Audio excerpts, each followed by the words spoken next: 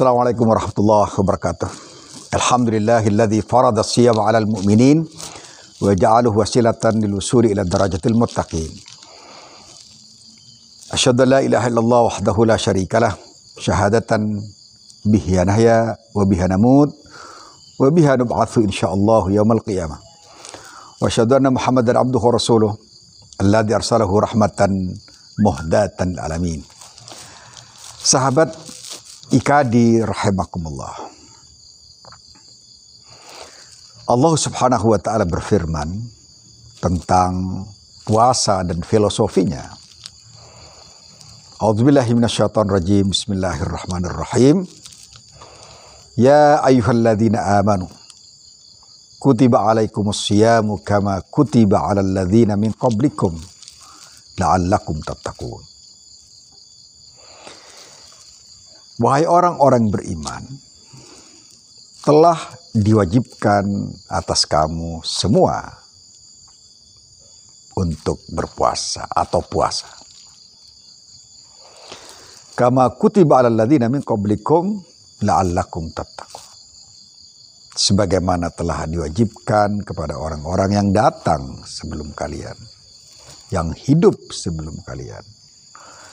La'allakum tattaqun, agar kalian bertakwa kepada Allah Subhanahu wa taala.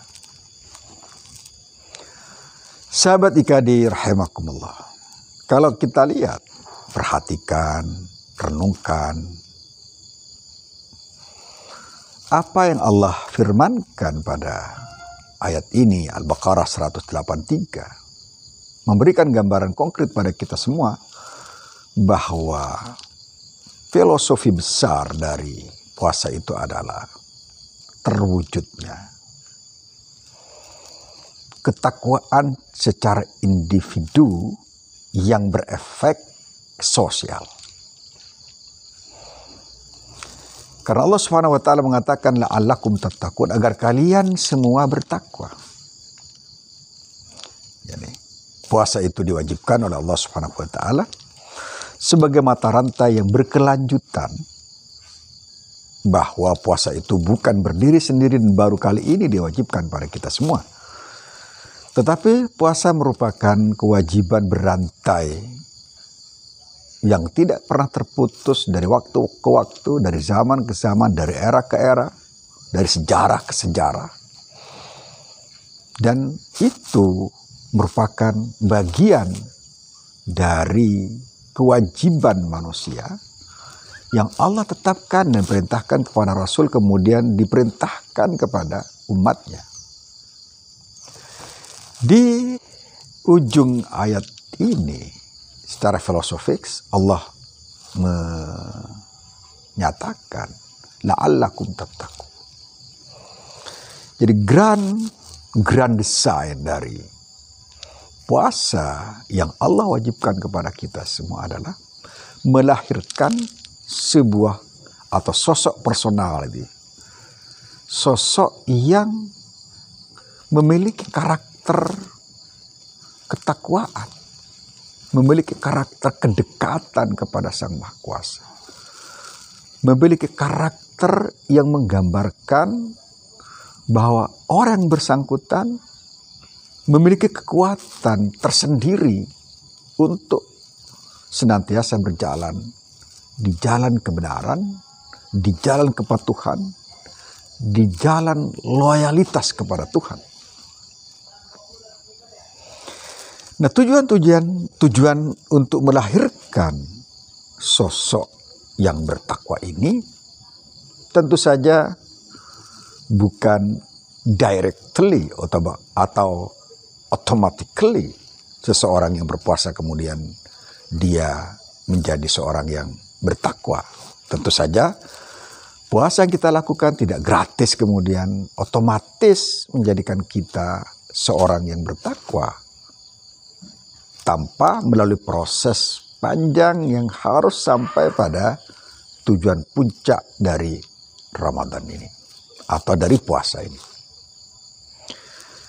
Nah, proses untuk sampai pada level ketakwaan inilah yang harus kita lalui agar filosofi puasa menuju takwa itu menjadi terwujud dalam kehidupan kita. At-taqwa sebagaimana disampaikan oleh para ulama adalah imtithalu awamirillahi wa ijtinabu nawahi. Melakukan perintah Allah Subhanahu wa taala secara maksimal dan menghindari total seluruh larangan-larangan yang Allah cegah dari kita semua. Nah, tatkala dua sisi ini mampu kita lakukan, kita mampu melakukan kebaikan dan meninggalkan keburukan, maka pada saat itulah ketakwaan itu akan bergulir dengan sangat cepat dan kencang dalam kehidupan seseorang.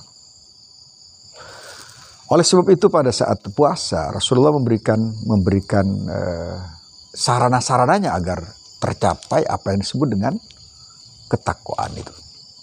Agar kita memiliki power untuk melaksanakan apa yang Allah perintahkan dan memiliki power pula untuk meninggalkan apa yang Allah larang dari kita semua.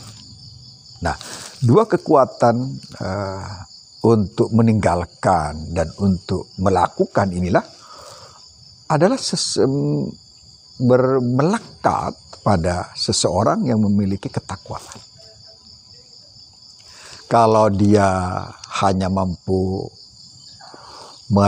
melakukan yang baik tapi juga mampu juga melakukan yang buruk, itu namanya bukan orang-orang bertakwa. Itu namanya takwa, seorang bertakwa yang polutif ya, yang kontaminatif gitu, yang labsul haq bil batil, antara kebenaran kebaikan berlabuh dalam satu jiwa.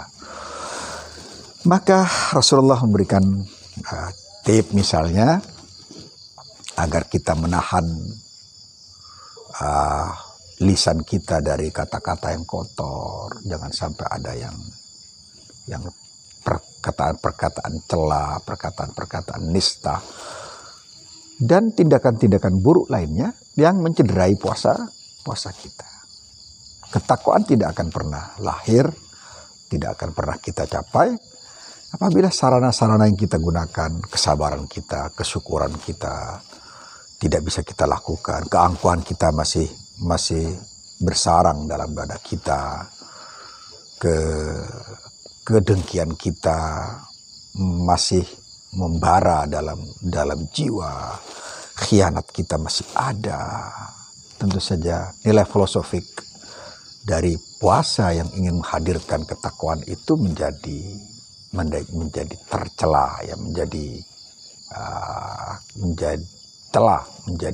tidak sempurna, bahkan retak dan bisa hancur.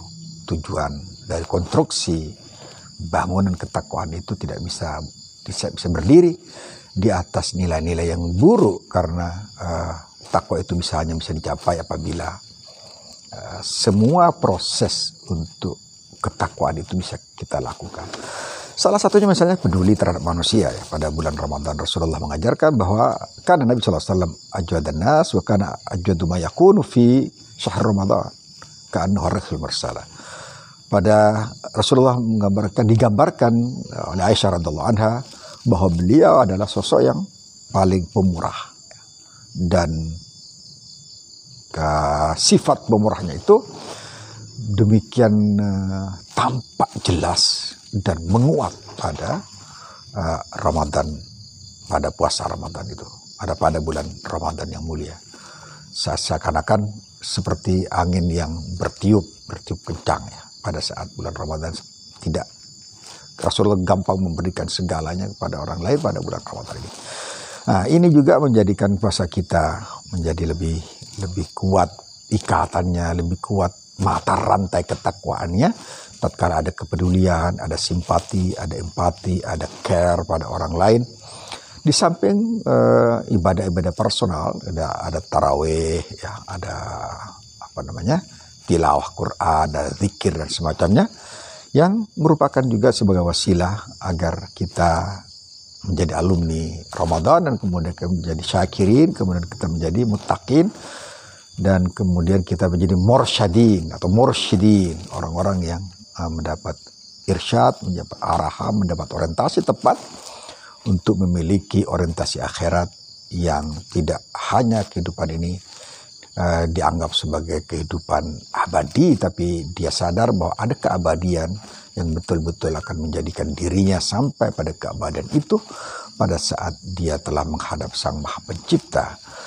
Ketakwaan atau tujuan puasa secara filosofik kita sebut sebagai mencapai kesalehan personal yang kemudian diharapkan mengalirkan kesalehan sosial, juga kesalehan kultural, kesalehan politik, kesalehan budaya, kesalehan peradaban. Harus dimulai dari kesalehan la'allakum tattaqun, agar ketakwaan kita hadir dan menjelma dalam kehidupan kita sehari-hari. Sosok-sosok yang takwa dalam makna yang sebenarnya, yang tidak kontaminatif, ya, akan melahirkan sebuah masyarakat yang bertakwa pula. Kumpulan sosok-sosok yang takwa itu akan melahirkan kelompok atau komunitas orang-orang takwa. Komunitas orang-orang takwa bisa melahirkan masyarakat yang bertakwa, kemudian kumpulan masyarakat bertakwa bisa melahirkan bangsa yang bertakwa. Dan apabila semua ini bisa kita lalui dan kita berhasil menjadikan diri kita total takwa kepada Allah Subhanahu wa taala, saya yakin bahwa bangsa ini akan menjadi baldatun thayyibatun rabbun ghafur, baldatun thayyibatun rabbun ghafur, sebuah negara yang thayyibah dan diampuni Allah Subhanahu wa taala, mendapat maghfirah Allah Subhanahu wa taala. Dan dengan demikian maka makna puasa itu akan terasa menyerap, bukan hanya dalam sisi individual personal, tapi menjadi karakter bangsa dan umat ini di masa depan. Aku qouli hadza. Assalamualaikum warahmatullahi wabarakatuh.